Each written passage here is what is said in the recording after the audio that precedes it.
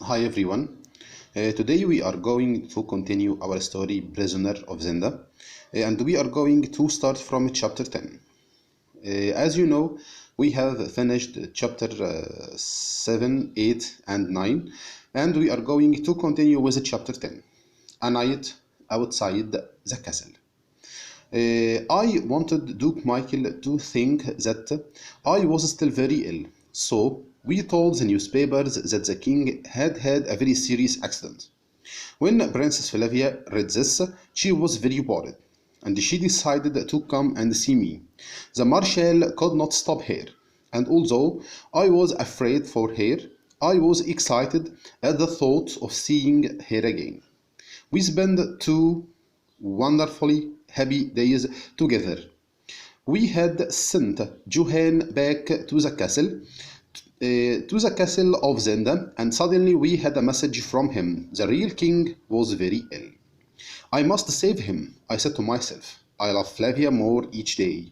I can't go on like this much longer.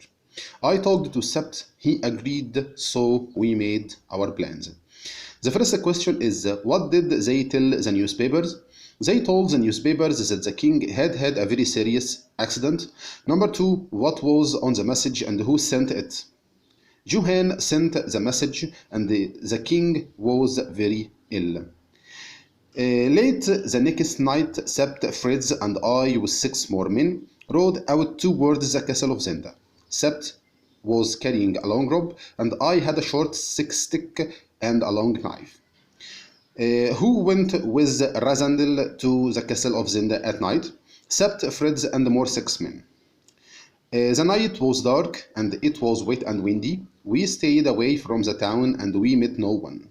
When we came to the moat, we stopped near some trees and the 6 men hid there with the horses. Then Sept tied the rope round one of the trees near the water. I pulled off my boots, put the stick between my teeth, and gently went down the rope into the water.